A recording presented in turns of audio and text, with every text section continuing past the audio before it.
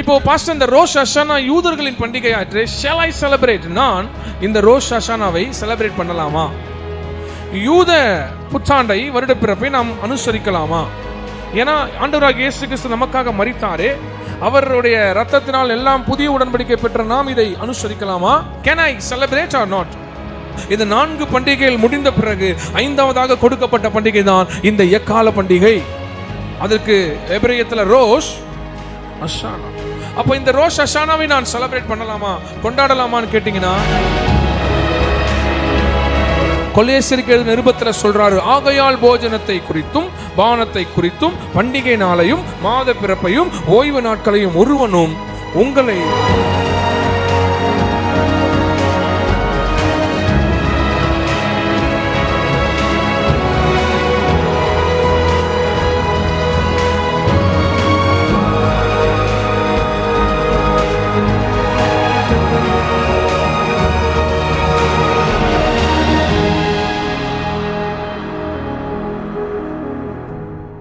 Hallelujah. So we have announced 21 நாள் உபவாச கூட்டத்தை நம்ம அனௌன்ஸ் பண்ணி 21 நாள் கூட்டத்தில் இது எத்தனாவது நாள்?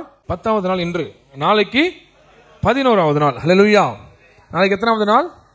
ஸோ யூதர்களுடைய பண்டிகையில இது இலுல் மாதத்தின் 29வது நாள். இப்போ இன்று அமாவாசை, சூரியன் மறைந்ததுக்கு பிறகு இன்னைக்கு அந்த அமாவாசை போய் அந்த இருட்டோடு நாளை மதியம், நாளை ஈவினிங் அந்த சூரியன் மறைந்ததுக்கு பிறகு அவர்கள் அந்த ரோஷ் ஹஷானாவை அனுசரிக்க ஆரம்பிப்பார்கள். அப்போ புது நிலாவு தோன்றுகிற நாளிலே அவர்கள் அந்த ரோஷ் ஹஷானா என்கிற யூத வருஷ பிறப்பு, என்னது யூதர்களுடைய வருஷ பிறப்பு நாளை மாலை ஆரம்பிக்கும். அது பேரு ரோஷ் ஹஷானா. ரோஷ் ஹஷானா எக்கால பண்டிகை, யோம் தெருவா. ஏற்கனவே இதை குறித்து நிறைய காரியங்களை எடுத்து விட்டோம். இன்னைக்கு மெசேஜா இல்லாம ஒரு ஸ்டடியாக இருக்கும். இது ரொம்ப யூஸ்ஃபுல்லாகவும் உங்களுக்கு இருக்கும். அல்லேலூயா. ரோஷ் ஹஷானா. இப்போ பாஸ்டர், இந்த ரோஷ் ஹஷானா யூதர்களின் பண்டிகை ஆயிற்று. Shall I celebrate? நான் இந்த ரோஷ் ஹஷானாவை செலிப்ரேட் பண்ணலாமா? யூத புத்தாண்டை, வருட பிறப்பை நாம் அனுசரிக்கலாமா? ஏன்னா ஆண்டவராகிய இயேசு கிறிஸ்து நமக்காக மரித்தாரே, அவருடைய ரத்தத்தினால் எல்லாம் புதிய உடன்படிக்கை பெற்ற நாம் இதை அனுசரிக்கலாமா, வேண்டுமா வேண்டாமா? Hallelujah. Can I celebrate or not?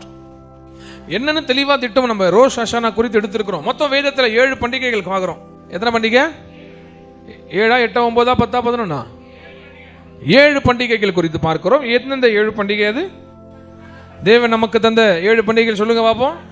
பஸ்கா என்னும் பண்டிகை, புளிப்பில்லா அப்பா பண்டிகை, முதற்கனி பண்டிகை, வாரங்களின் பண்டிகை, எக்கால பண்டிகை, பாவ நிவாரண பண்டிகை, கூடார பண்டிகை.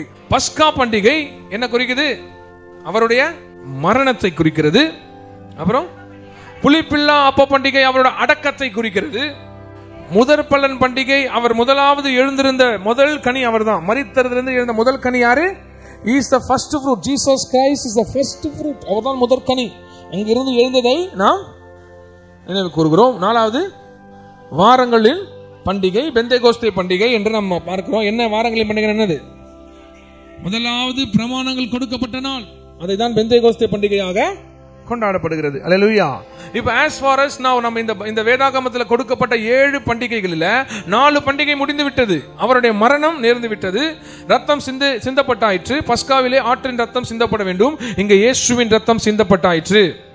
புளிப்பில்லா அப்ப பண்டிகையில எல்லா புளிப்பும் அப்படியே அடக்கம் பண்ணி, புளிப்பே இல்லாம வீடு இருக்கணும், எல்லா பாவத்தையும் கர்த்தர் அடக்கம் பண்ணி முடித்து விட்டார். முதற்கனியாக தேவனாகிய கர்த்தர் உயிர் தெழுந்து அவரே முதற்கனியாக காணப்பட்டு ஈஸ் த ஃபர்ஸ்ட் ஃப்ரூட்டாக காணப்பட்டார். 3வது பிரமாணங்கள் பிறந்தது சீனாய் மலையிலே.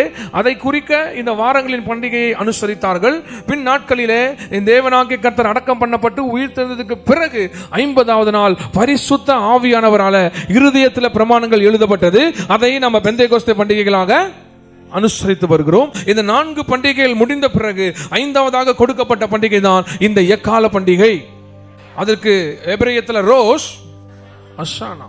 அப்ப இந்த ரோஷ் ஹஷானாவை நான் செலிப்ரேட் பண்ணலாமா, கொண்டாடலாமான்னு கேட்டீங்கன்னா, கண்டிப்பாக என்னன்னு முடிவுல தான் நாம சொல்ல முடியும். அல்லேலூயா. கொண்டாடலாமா வேணாமான்னு முடிவுல தான் நமக்கே தெரியுமே. வாசிங்க கொலேசியர் 2வது அதிகாரம் 16வது வசனம் 17வது வசனம். ஆகையால் போஜனத்தையும் பானத்தையும் குறித்தாவது, பண்டிகை நாளையும், என்னது பண்டிகை நாளையும் மாத பிறப்பையும் ஓய்வு நாட்களையும் குறித்தாவது ஒருவனும் உங்களை குற்றப்படுத்தாதிருப்பானாக. யாருமே உங்களை பார்த்து பண்டிகை நாளை குறித்தோ இல்ல ஓய்வு நாளை குறித்தோ மாத பிறப்புகளை குறித்தோ யாருமே உங்களை குற்றப்படுத்த, you must be careful about what it is written. எது கர்த்தர் எழுதி நம்ம கொடுத்திருக்கிறாரோ அதை குறித்து நம்ம கவனமா இருக்கணும். வேதத்தில் கொடுக்கப்பட்ட காரியத்தை குறித்து பாஸ்டர் அந்த பண்டிகை எல்லாம் வந்து பழைய ஏற்பாடு, நாங்களாம் யாரு புதிய ஏற்பாடு தூக்கி போட்டு, அல்லேலூயா, நீங்க பழைய ஏற்பாடும் கிடையாது புதிய ஏற்பாடும் கிடையாது. இது பேரு வேதாகமம். என்னது வேதாகமம். இப்போ நீங்க புதிய ஏற்பாடை மட்டும் வச்சுட்டு மற்றதெல்லாம் புரியுமா? புரியவே புரியாது. இல்ல பாஸ்டர், நாங்கெல்லாம் புதிய உடன்படிக்கையின் மத்தியஸ்தர்கள், நாங்கெல்லாம் இப்படிதான் இருப்போம் அப்படிதான் இருப்போம், பழைய கதை அதெல்லாம் சொல்லுவாங்க. அவங்களுக்கு ஏத்த மாதிரி ஷேப் பண்ணிப்பாங்க பைபிளை. அல்லேலூயா. வேதத்தை சத்தியத்தை சத்தியமாக சொல்லுவதுதான் சத்தியம். அப்ப சத்தியம் என்ன சொல்லுகிறது என்றால், மாத பிறப்புகளை, வருட பிறப்புகளை, பண்டிகைகளை அனுசரிப்பாயாக. இது எங்க சொல்லப்பட்டிருக்குன்னா, ஆதியாகம, யாத்திராகம, தோரால சொல்லப்படல. மோசே எழுதின பிரமாணங்கள்ல யாரெல்லாம் கிருபைக்கு தகப்பனா இருக்கிற, கிருபையை பற்றி அதிகமாய் போதித்த பவுலே கொலேசியருக்கு எழுதுறாரு. கொலேசியருக்கு எழுதின நிருபத்தில் சொல்றாரு, ஆகையால் போஜனத்தை குறித்தும் பானத்தை குறித்தும் பண்டிகை நாளையும் மாத பிறப்பையும் ஓய்வு நாட்களையும் ஒருவனும் உங்களை குற்றப்படுத்தாதிருப்பானாக. ஏனென்றால் அவைகள் வருங்காரியங்களுக்கு நிழலா இருக்கிறது. அல்லேலூயா. those are a shadow of things that were to come. வருங்காரியத்திற்கு இது எல்லாமே நிழலா இருக்கிறது. இப்ப சொல்லுங்க, இதை நம்ம அனுசரிக்கலாமா வேணாமா? வேதம் என்ன சொல்லுதுன்னா, இந்த காரியம் எல்லாம் வருங்காரியத்திற்கு. யார் வருங்காரியத்திற்கு? சொந்தக்காரங்களா, உறவினர்களா, இல்ல நண்பர்கள் வருங்காரியத்துக்கா? ஆண்டவராகிய இயேசு கிறிஸ்து ராஜரிகமாய் இறங்கி ராஜாவா இந்த உலகத்தை அரசாள போகிற அந்த வருங்காரியத்திற்கு இதெல்லாம் நிழலா இருக்கிறது. இந்த ரோஷ் அஷானானா எக்கால பண்டிகை. எக்காலம் துணித்தா யார் வருவா? இயேசு கிறிஸ்து வருவாரு. இப்போ சொல்லுங்க, எக்காலத்தை ஊதலாமா வேணாமா? ஊதலாமா வேணாமா? சொல்லுங்க, என்ன பண்ணலாம்? ஊதலாம். நம்ம இதை அனுசரிக்கணும். அல்லேலூயா. அனுசரிக்கணும். அதை லிட்டரலா போயிட்டு அப்படியே அதை போட்டு அந்த கேண்டில் ஏற்றி அதெல்லாம் அந்த யூதர்கள் பண்ணுகிற முறையின்படி அல்ல. உள்ளத்துல ஆண்டவரே நீர் கொடுத்த இந்த டிஷரி 1 என்கிற இந்த வருட பரப்பிற்காக நன்றி. அல்லேலூயா. வாசிங்க லேவியராகமம் 23வது அதிகாரம் 23, 24, 25. பின்னும் கர்த்தர்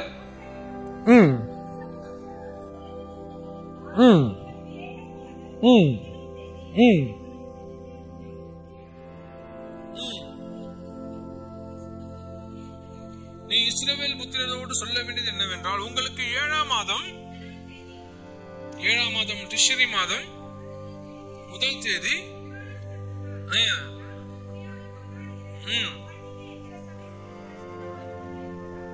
வாசிங்க.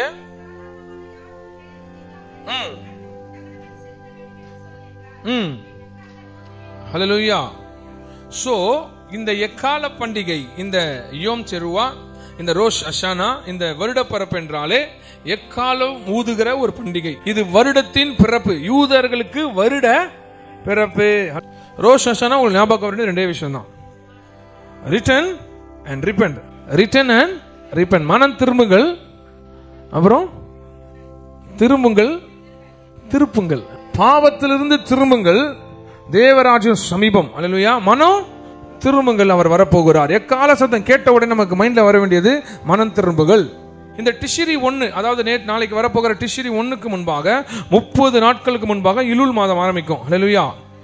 இலுல் 1னா 40 நாள் ஃபாஸ்டிங் அனௌன்ஸ் பண்ணுவாங்க. எது? உபவாசத்தை அனௌன்ஸ் பண்ணுவாங்க. இலுல் 1 ஆரம்பிக்கும்.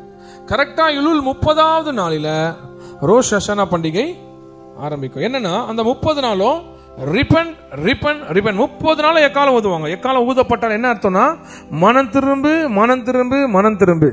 ராஜா மறுபடியும் திரும்புகிறார், மனம் திரும்பு. இதுதான் அந்த சத்தத்துக்கான எச்சரிப்பின் சத்தம். இலுல் 1 30 வரை ஊதப்பட்டு அவர்களே சுத்திகரிப்பார்கள்.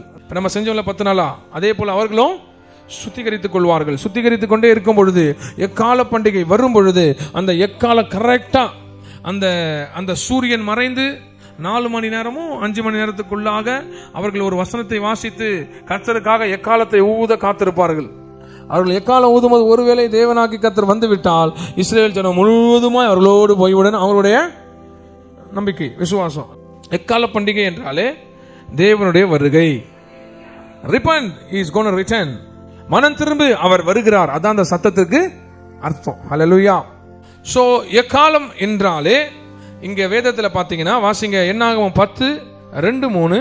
இப்போ எக்காலம் எதுக்கு ஊதப்படுதுன்னா, பீப்பிளை, அதாவது ஜனங்களை ஆராதிக்க கூட்டுவதற்காக எக்காலம் ஊதப்படும். ஹல்லேலூயா. ஆசாரிப்பு கூடாரத்துக்கு முன்பாக எக்காலம் ஊதப்பட்டால் ஜனங்கள் ஆராதிக்க சந்நிதிக்கு முன்பாக வர வேண்டும். ஹல்லேலூயா. இந்த பண்டிகை எக்கால பண்டிகை. இந்த எக்காலம் என்ன முதல்ல சொல்றேன். எக்காலம் எதுக்கு ஊதப்படும்? ஜனங்களை ஆராதிக்க அழைப்பதற்காக ஊதப்படும். இரண்டாவது வாசிங்க, எசேக்கியேல் 33:3.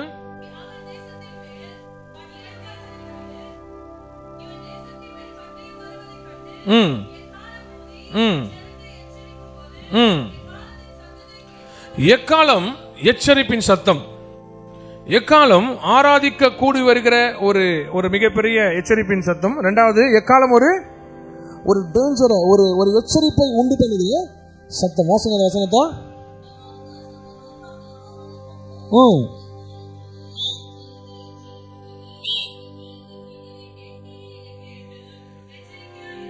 எக்காலம் ஆராதனைக்கு அழைக்கிற சத்தம். இரண்டாவது எக்காலம் எச்சரிப்பை அனௌன்ஸ் பண்ணுகிற சத்தம். ராஜாக்கள் 1:39.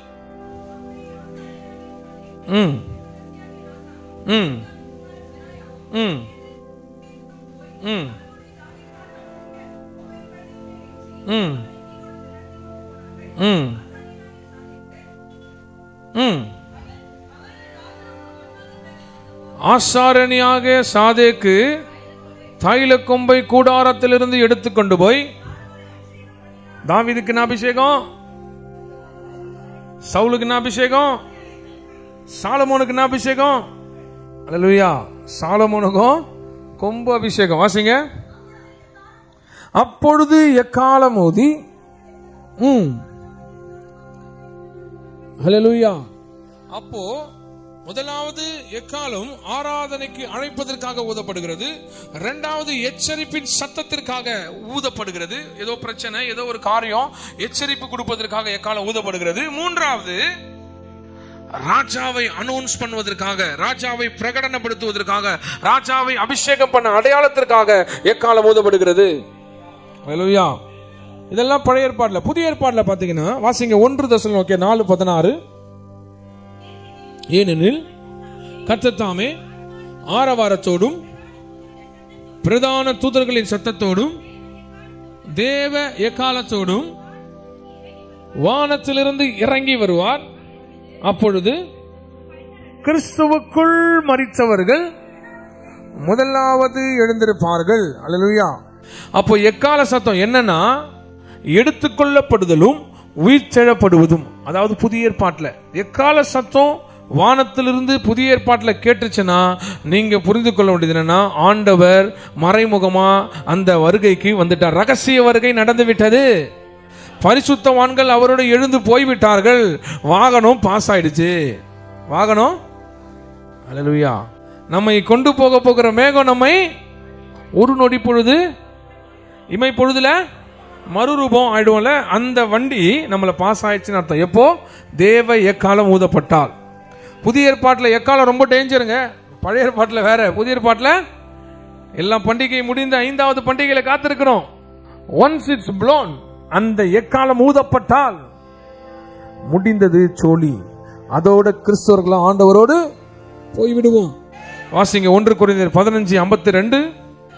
எக்காலம் துணிக்கும், அப்பொழுது மரித்தோர் அழிவில்லாதவர்களாய் எழுந்திருப்பார்கள், நாமும் மறுரூபமாக்கப்படுவோம். 1 தெசலோனிக்கேயர் 4:16 பிரகாரமாய் ரகசிய வருகையை எக்காலம் குறிக்கிறது. 1 கொரிந்தியர் 15:52 பிரகாரமாய் மரித்தவர்கள் அழிவில்லாதவர்களாய் எழுந்திருப்பார்கள்.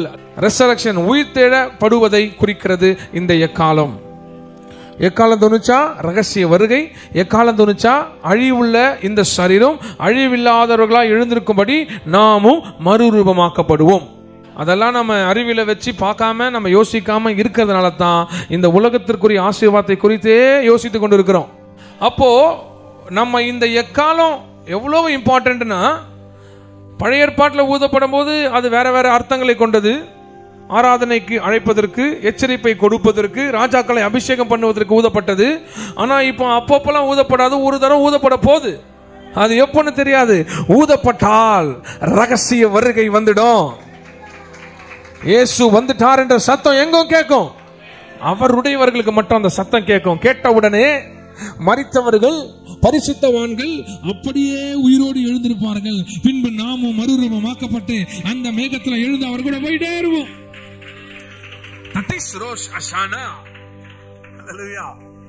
எக்காலம் எச்சரிக்கை கொடுக்குங்க.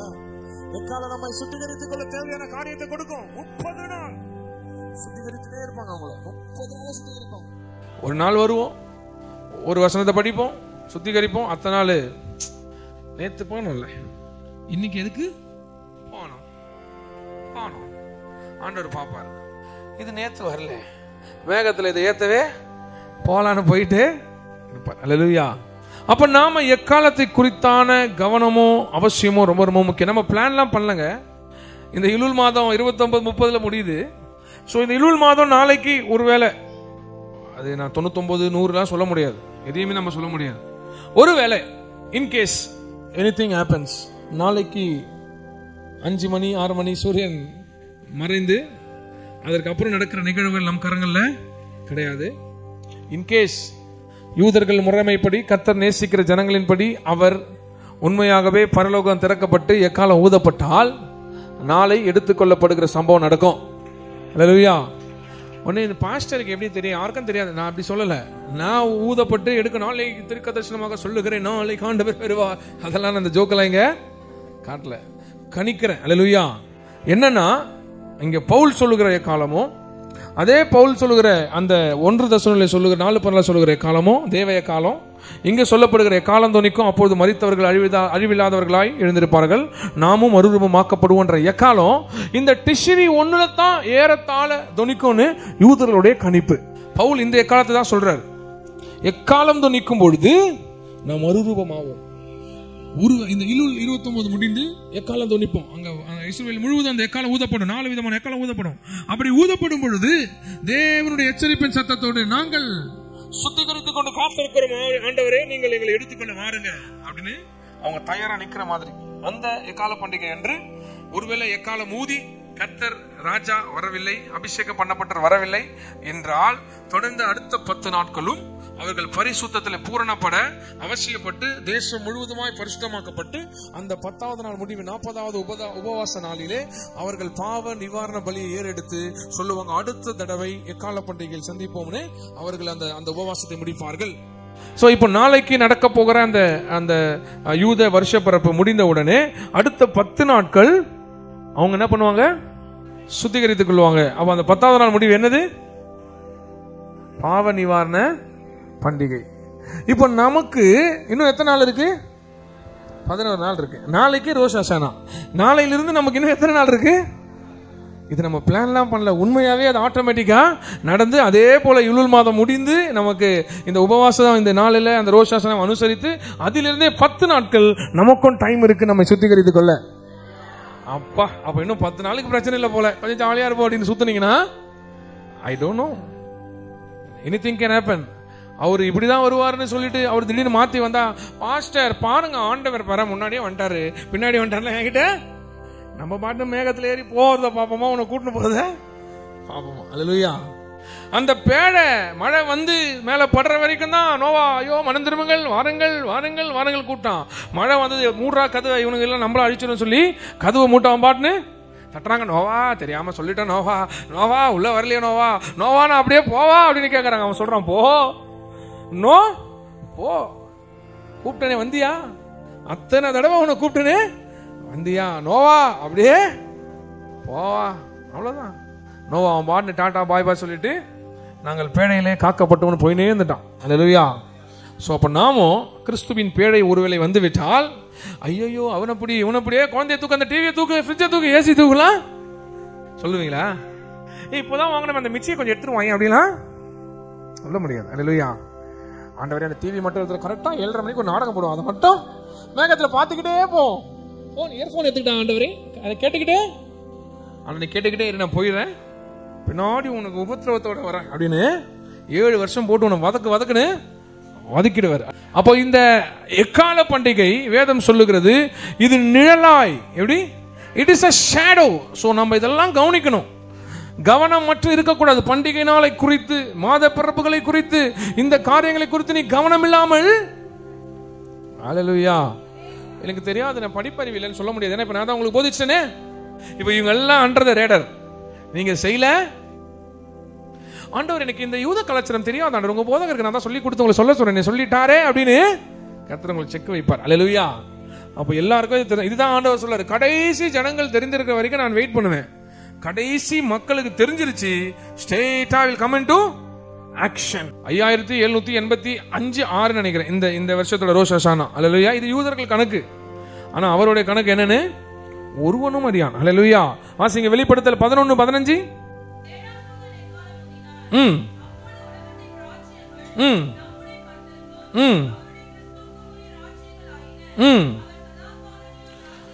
அவர் சதா காலங்களிலும் ராஜ்யபாரம் பண்ணுவார் என்னும் கம்பீர சத்தம்.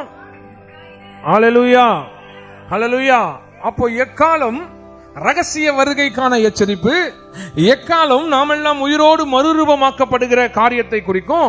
மூணாவது எக்காலம் ராட்சரீகமான மிகப்பெரிய ராஜாங்கத்தை கம்பீர சத்தத்தோடு அனௌன்ஸ் பண்ணுவது தான் இந்த எக்காலம். இது ஆக்சுவலி யூதர்களுக்கு புது வருஷம் எப்படின்னா இந்த உலகம் பிறந்த தினமாக கொண்டாடுகிறாங்க. என்னது உலகம் பிறந்த? கர்த்தர் எல்லாவற்றையும் படைத்து விட்டு ஆதாமை படைத்து அப்படி படுத்திருக்கிறான். ஜீவ சுவாசத்தை ஊதினதுக்கு அப்புறம் அவன் கண்ணை திறந்தான். அவன் கண்ணை திறந்த உடனே உலகத்தில் இருக்கிற காரியங்கள் எல்லாம் அவனுக்கு ஒப்படைக்கப்பட்டது. அவன் கண்ணை திறந்த உடனே தேவனுடைய மகிமை தேவன்களை பார்ப்பான்னு நினைக்கிறேன். அப்ப அவன் சொன்ன வார்த்தை, எல்லாவற்றையும் படைத்த தேவனாகிய கர்த்தருக்கு ஸ்தோத்திரம், இது எல்லாவற்றையும் ஆளுகிற ராஜா என் தேவனாகிய கர்த்தர்னு சொல்லிதான் அப்படின்னு அந்த யூதர்கள் எல்லாம் சொல்றாங்க. இது வேதத்துல இல்ல, இதெல்லாம் நம்ம சொல்றது இல்ல. அவன் பிறந்த உடனே அவனுடைய சுவாசம் கண்கள் திறக்கப்பட்ட உடனே அந்த உலகத்தினுடைய காரியங்கள் எல்லாம் அந்த reign of God is started.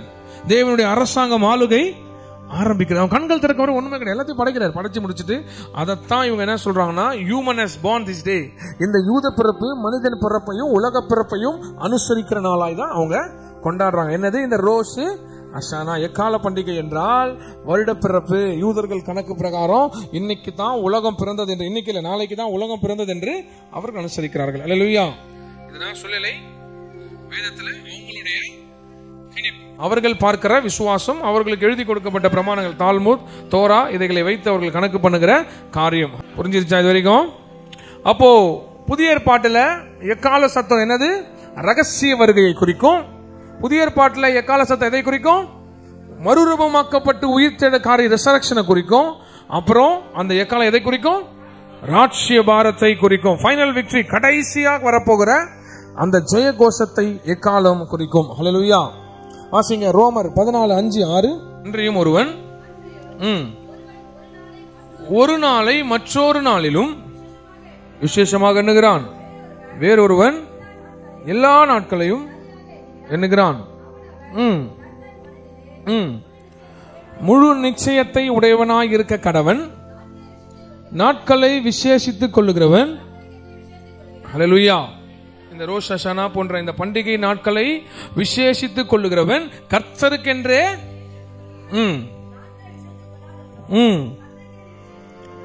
ஹல்லேலூயா.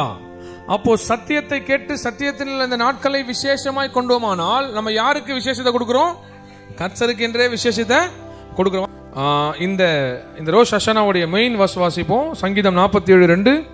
உன்னதமானவராகிய கர்த்தர் பயங்கரமானவரும் பூமியின் மீதெங்கும் மகத்துவமான ராஜாவாய் இருக்கிறார்.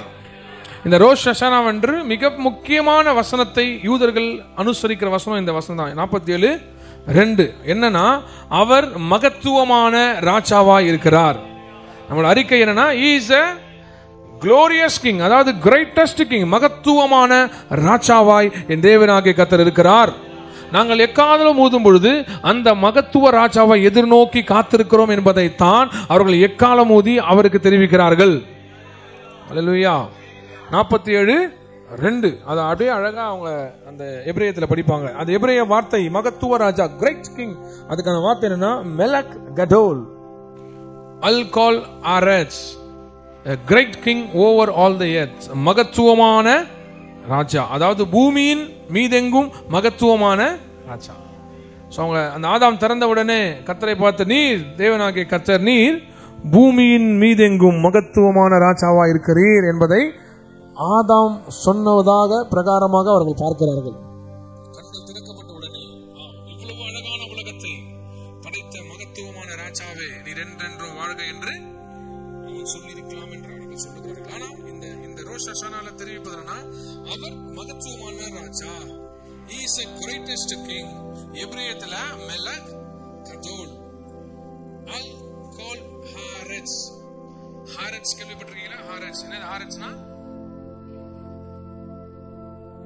பரஷித், பரா, எலோஹிம், ஏட், அஷமாயிம், வெயிட், ஹாரெட்ஸ். ஹாரெட்ஸ் அப்படின்னா ஆதியிலே தேவன் வானத்தையும் பூமியும். ஹாரெட்ஸ் அப்படின்னா பூமி. என்னது? பூமி. அல்லேலூயா. மெலக் கடோல் அப்படின்னா மகத்துவமான ராஜா. எல் கால் ஹாரெட்ஸ் அப்படின்னா பூமி எங்கும் மகத்துவமான ராஜா. புரிஞ்சுச்சா? புதுசா வந்தவங்களுக்கு அது அப்புறமா நான் உங்களுக்கு தெளிவா அது எடுக்கிறேன், திரும்பியும் எடுப்போம். சோ ஆதியிலே தேவன் வானத்தையும் பூமியை சிருஷ்டித்தார் என்ற வசனத்துக்கான எபிரேய மொழியில படிப்பதுதான் பரஷித், பரா, எலோஹிம், ஏட், அஷமாயிம், வெட், ஹாரெட்ஸ். ஹாரெட்ஸ்னா பூமி, பூமி எங்கும். மெலக் கடோல் அப்படின்னா பூமி எங்கும் அவர் மகத்துவமான ராஜாவா இருக்கிறார். இதை அனௌன்ஸ் பண்ணது அந்த ரோஷ் ஹஷானா. அல்லேலூயா. ஏன் இந்த பூமி எங்கும் ராஜாவா இருக்கிற அவரை நம்ம அனௌன்ஸ் பண்ற? வாசிங்க கொலோசியர் 1:16.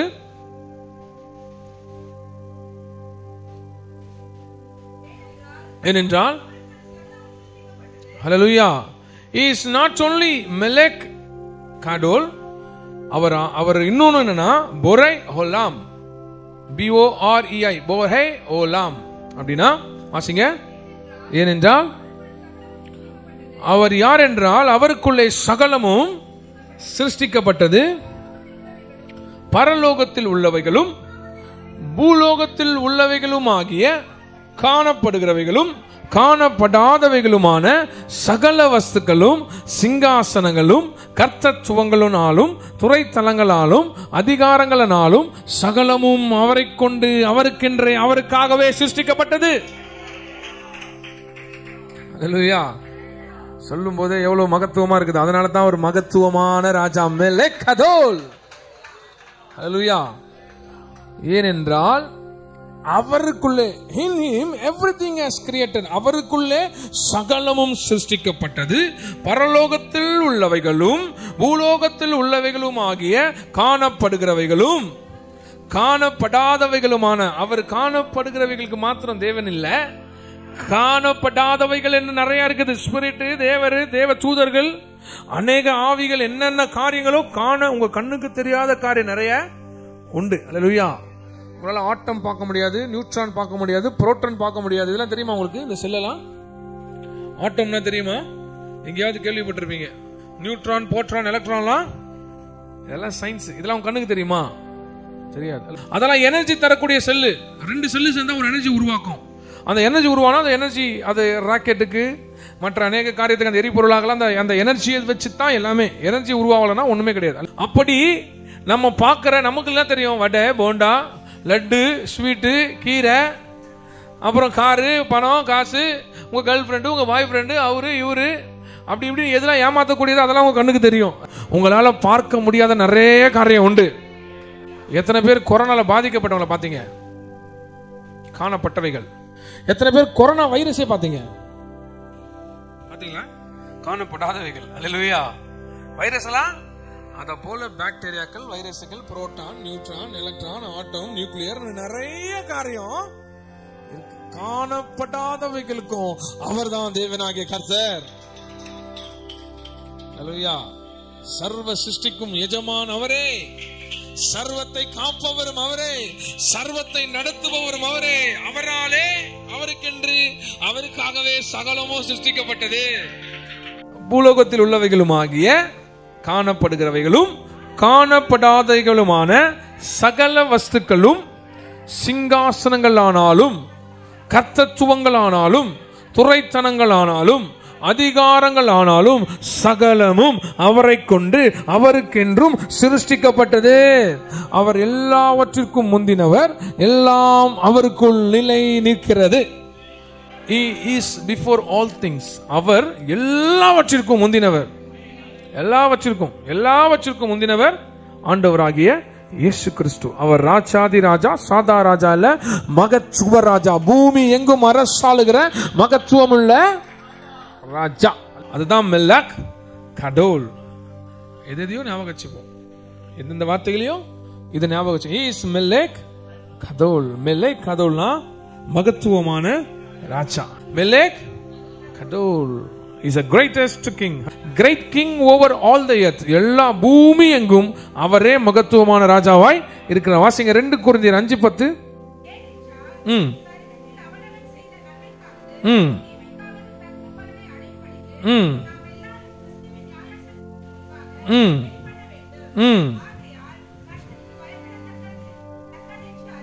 ம் ம் ம். ஹல்லேலூயா. ஏனென்றால் சரீரத்துல அவனவன் செய்த நன்மைக்காவது. ஹல்லேலூயா. சோ நான் கிறிஸ்தவன், நான் ரட்சிக்கப்பட்டேன், இயேசுவின் ரத்தத்தால கழுவப்பட்டேன், நான் செய்த பாவங்களை கர்த்தர் மன்னித்து விட்டார். அதுக்கப்புறம் நடக்கிற காரியத்தை திரும்ப மன்னித்து கொண்டே இருப்பார். நீங்க யோசிக்கலாம். ஆனா வேதம் சொல்லுது எல்லாருக்கும் நியாய தீர்ப்பு. என்னது வசனம் என்ன சொல்லுது? வாசிங்க. ஏனென்றால் சரீரத்தில் அவனவன் செய்த நன்மைக்காவது தீமைக்காவது தக்க பலனை அடையும்படிக்கு நாம் எல்லோரும் கிறிஸ்துவின் நியாயாசனத்திற்கு முன்பாக வெளிப்பட வேண்டும். Before the judgment seat we have to stand before the.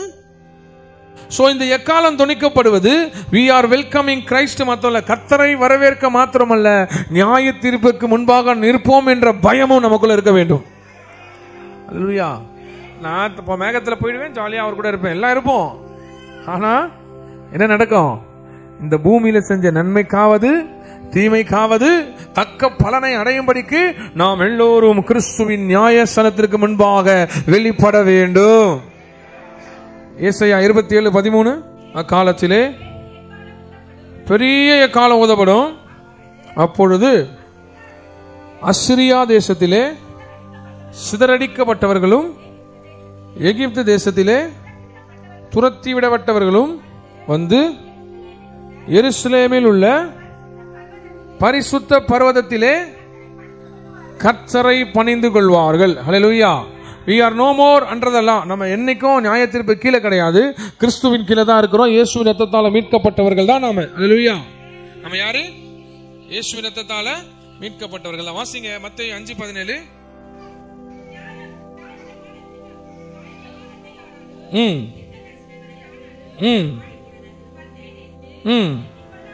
ஹல்லேலூயா. ரோமர் 10:8. என்னவென்றால் கர்த்தராகிய இயேசுவை நீ உன் வாயினாலே அறிக்கையிட்டு தேவன் அவரை மரித்தோரிலிருந்து எழுப்பினார் என்று உன் இருதயத்தில் விசுவாசித்தால் ரட்சிக்கப்படுவாய். நீதி உண்டாக இருதயத்தில் விசுவாசிக்கப்படும், ரட்சிப்பு உண்டாக வாயினாலே அறிக்கை பண்ணப்படும். இது இல்லாம ஒண்ணுமே பண்ண முடியாது. வாசிங்க. எவனோ அவன் வெட்கப்படுவதில் இல்லை என்று வேதம் சொல்லுகிறது. யூதன் என்றும் கிரேக்கன் என்றும் வித்தியாசமே இல்லை, எல்லோருக்கும் கர்த்தரானவர் தம்மை தொழுது கொள்ள யாவருக்கும் ஐஸ்வர்யம் பண்ணராய் இருக்கிறார். ஆதலால் கர்த்தருடைய நாமத்தை தொழுது கொள்ளுகிற எவனும் ரட்சிக்கப்படுவான். அவரை விசுவாசியாதவர்கள் எப்படி அவரை தொழுது கொள்ளுவார்கள்? அவரை குறித்து கேள்விப்படாதவர்கள் எப்படி விசுவாசிப்பார்கள்? பிரசங்கிக்கிறவன் இல்லாவிட்டால் எப்படி கேள்விப்படுவீர்கள்? போயிட்டே தான் இருக்கும். 13 தான் கடைசி. ஆதலால் கர்த்தருடைய நாமத்தை தொழுது கொள்ளுகிறவன் எவனும் ரட்சிக்கப்படுவான். நேரம் சமீபம். நேரம் ரொம்ப ரொம்ப ரொம்ப சமீபம். மகத்துவ ராஜாவை வரவேற்கிற நாள் வந்துவிட்டது. பூமி எங்கும் மகத்துவ ராஜாவா இருக்கிற மெல்லே கதோலை வரவேற்கிற நாள் மிக மிக மிக சமீபம். எக்காலம் துணிக்கப்படும், அவர் வரப்போகிறார். அவர் பூமி எங்கும் அவரே மகத்துவராய் ராஜாவாய் இறங்கி வரப்போகிற நாள் மிக மிக மிக சமீபம். எல்லாவற்றையும் மூட்டை கட்டி விட்டு இதை நம்ம அடைஞ்சு விட்டோம், இந்த ஆசீர்வாதம் அடைந்து விட்டு பெருமையும் கொள்ளக்கூடாது. நம்மளாம் யாரு? நம்மளாம் ஒட்டப்பட்ட மரம். என்னது? ஒட்டப்பட்ட மரம். ஒட்டப்பட்டவங்க பெருமையா நாங்களாம் கிறிஸ்துக்குள்ள போயிடுவோம் அப்படின்னு போட்டு நீங்க யூதர்களை இந்த காரியங்களையும் நீங்க தான் கொண்டாட, நாங்க ஏன் கொண்டாட, நாங்களா கிறிஸ்துக்குள்ள இருக்கிறோம்னு அவங்கள பார்த்து நம்ம ஏளனமா பண்ணக்கூடாது. எவெல்லாம் ஒட்டப்பட்டவர்கள் பெருமை கொள்ளுகிறீங்களோ அப்பெல்லாம் உங்க மனசுல வரணும், நீங்க ஒட்டப்பட்டிருக்கீங்க. உங்க ரூட்டு, உங்களுடைய வேறு, நீ ஏதோ உங்களுது வேறு யூதர்களுடைய வேறு தான். யூத வேரிலிருந்து தான் அவரே தோன்றினாரு. அல்லேலூயா. அதனால அவங்கள நீங்க என்னைக்கும் அப்படியே கீழே அப்படியே பார்த்து நாங்க கிறிஸ்தவர்கள், நீங்க யூதர்கள் எல்லாம் சொல்லக்கூடாது. அவர்கள் அனுசரிப்பதை நாம் தெரிந்து கொண்டால் அதை யோசித்து அந்த நிழலாக அந்த காரியத்தை பார்ப்பது நல்லது. அப்போ நம்ம ரோஷ் அஷனாவை அனுசரிக்கலாமா வேண்டாமா, அதை குறித்து யோசிக்கலாமா வேண்டாமா? அல்லேலூயா. ஒலிவ மரம் யாருன்னா ஆதிகால பரிசுத்தவான்கள் ஆபிரகாம், ஈசாக்கு, அவங்களாம் யாரு? ஒலிவ மரத்தின் உண்மையான வேறு. நம்மளாம் யாரு? கிச்சிலி மரம், காட்டொலி. நம்மளாம் பிரான்சஸா ஒட்டப்பட்டவங்க. அதாவது கிளைகளை பார்த்து ஏதோ ஒன்று சொல்லிச்சுன்னா ஓகே, கிளைகள் வேரை பார்த்து ஒன்றும். நம்மளாம் யாரு? கிளைகள், ஒட்டப்பட்ட கிளைகள். நமக்கும் வேறு, நம்ம வேரோடு போய் சம்பந்தப்படுத்தி கொண்டிருக்கிறோம். வேறையே பார்த்து நான் கிளை, நான் அழகா இருக்கிறேன் நீப்பா அப்படின்னு நம்ம அப்பா அவங்கள சொல்ல முடியாது. அல்லேலூயா. இன்னும் வேற பார்த்து, ரூட்டை பார்த்து என்னைக்கு நம்ம அப்படியே அது நமக்கானதல்ல, அந்த சத்தியங்கள் வேறு, அதை நான் செய்ய மாட்டேன். நம்ம ரூட்டை பார்த்து சொல்லக்கூடாது. ரூட்டே யூதர்களுடைய ரூட்டு தான். அல்லேலூயா. வேற யாருது? யூதர்களுடைய வேறு தான். அவங்களுக்கு கொடுக்கப்பட்ட ஆசீர்வாதம் தான். ஆபிரகாம், ஈசாக்கெல்லாம் அவங்க முப்பிதாக்கள் தான். அல்லேலூயா. அந்த முப்பிதாக்களின் ஆசீர்வாதத்தை இயேசுவின் இரத்தத்தால் நம்மோடு இணைக்கப்பட்டிருக்கிறோம். இயேசுவின் இரத்தத்தால் இணைக்கப்பட்ட நாம அவர் மூலியமாக அந்த சுதந்திரவாளியாய் மாறுகிறோம். அல்லேலூயா. எப்படி? வாயினாலே எவன் ஒருவன் அறிக்கை செய்கிறானோ அவன் ரட்சிக்கப்படுவான். அல்லேலூயா. இருதயத்தில் விசுவாசித்து வாயினாலே அறிக்கை செய்கிறவன் ரட்சிக்கப்படுவான். ரட்சிக்கப்பட்டவன் ஒலிவ மரத்திலே ஒட்ட வைக்கப்படுவான். அல்லேலூயா. அப்போ வேரோடு நாம் இணைந்து அவர் வரும் நாளிலே அவரோடு சேர முற்பட வேண்டும். கர்த்தர் உங்களை சுத்திகரித்து அந்த மகத்துவ ராஜா வரும்பொழுது அந்த எக்காலம் தொனிக்கிற காதுகளை கர்த்தர் உங்களுக்கு தந்து ஆசீர்வதிப்பார். எல்லா கரங்களை தட்டி அவர் மகிமை செலுத்தி முழங்கால் படிடுவோமா? தர்மையான எக்கால பண்டிகை நாளை கர்த்தர் ஆசீர்வாதமாய் மாற்றித்தர நல்ல ஒரு காரியத்தை கர்த்தர் எங்களுக்கு தொடர்ந்து கற்றுக் கொடுக்க வருகிற நாட்களில் வெளிப்படுத்தலை குறித்து நாங்கள் பார்க்க இருக்கிறோம். வெளிப்படுத்தின விசேஷத்தை குறித்து ஆரம்பிச்சோம், கொஞ்சம் பார்த்து இருக்கிறோம். தொடர்ந்து அதை காண நாங்கள் காத்திருக்கிறோம். ஆண்டவரே, நீங்க தாம வந்த ஒவ்வொருவரையும் ஆசீர்வதிங்க. ஒவ்வொருவரையும் உங்களுடைய கரத்தை நான் கொடுக்கிறேன். அப்பா, பிள்ளைகள் ஒவ்வொருவரும் வேத அறிவினால் வளர்ந்தவர்களாய், வேதத்தில் தேறினவர்களாய், என் தேவனாகிய கர்த்தர் இந்த ஒரு விஷயம் எங்க பிள்ளைகள் சத்தியத்தால் நிறைந்திருக்கிறவர்களாய், சாரத்தினால் நிறைந்திருக்கிறவர்களாய் இங்க அமர்ந்திருக்கிற ஒவ்வொருவரையும் என் தேவனாகிய கர்த்தர் சுத்திகரிப்பீராக. சுத்திகரிப்பின் ஆவியானவர் ஒவ்வொருவரையும் சுத்திகரிக்கட்டும். மனசால, சிந்தையால, செயல்களால, எண்ணங்களால, அப்பா நடக்கைகளினால ஏதாவது சுத்திகரிப்பு இல்லாமல் ஏதாவது பாவத்தில் சிக்கியிருப்பார்களே ஆனால் என் தேவனாகிய கர்த்தர் முழுவதுமாய் சுத்திகரிப்பீராக. தேவனுடைய வல்லமை ஒவ்வொருவரையும் சுத்திகரிக்கும்படியாய் நான் செபிக்கிறேன். கர்த்தர் சுத்திகரித்து சுத்திகரிப்புகளை நடத்துங்க. நாங்கள் படுத்து காலையில் எழுந்திருக்கும் பொழுது ஒருவேளை சத்தம் கேட்குமே ஆனால் நீர் எங்களையும் சேர்த்து கொண்டு போகும்படியாய் அந்த கை தட்டுற 2-3 பேரா எல்லாரும் கையை தட்டி சொல்லுங்க, ஆண்டவரே உம்முடைய வருகையில நீர் என்னை சேர்த்துக் கொள்ள, அதற்குண்டான பரிசுத்தத்தை நான் அடைய நீர் என்னை சுத்திகரியும். சுத்திகரிப்பே வேணாவா? வாயினால அறிக்கை செஞ்சாதான் ரட்சிப்பு. அறிக்கை செய்யுங்க, ஆண்டவரே என்னை சுத்திகரியும், என்னையும் என் குடும்பத்தாரையும் என் பிள்ளைகளையும். யோபு பாவ நிவாரண பலி ஏறெடுத்தது போல நாங்கள் சுத்திகரிப்பின் பலிகளை ஏறெடுக்கிறோம். நீர் எங்களை சுத்திகரித்து புத்தி உள்ள கன்னிகைகளை போல உமக்கு நேராய் நாங்கள் காணப்பட ஒருவேளை நீர் வந்தால் எங்களை எடுத்துக்கொள்ளும்படியாக நாங்கள் செபிக்கிறோம்பா. இதோ வருகிறேன் என்று சொன்னீங்க, சீக்கிரமாய் வரேன் என்று சொன்னீங்க. அது எப்போ என்று எங்களுக்கு தெரியாது ராஜா. ஆனால் ஒவ்வொரு நிமிஷத்தையும், ஒவ்வொரு நாளையும், ஒவ்வொரு நொடியையும் நாங்கள் பரிசுத்தத்தோடு காத்து உமக்கு நேரா நிற்க இருக்கிறோம். எங்களை ஆசீர்வதிங்கப்பா. எங்களை நடத்துங்க. இந்த வாரம் முழுவதும் அபிஷேகமா இருக்கட்டும். வாரம் முழுவதும் ஆசீர்வாதமா இருக்கட்டும். இந்த வாரம் முழுவதும் கர்த்தர் எங்களை நடத்தட்டும். கர்த்தர் கிருபைக்குள் நாங்கள் இருக்கட்டும். ஆசீர்வதிங்க. இயேசுவின் நாமத்தில் பிதாவே. என் ஆத்துமாவே, என் முழு உள்ளமே, என் ஆத்துமாவே கர்த்தர் செய்த சகல உபகாரங்களை மறவாதே. லேலுயா, லேலுயா, லேலுயா. கர்த்தர் உங்களை ஆசீர்வதிப்பார்.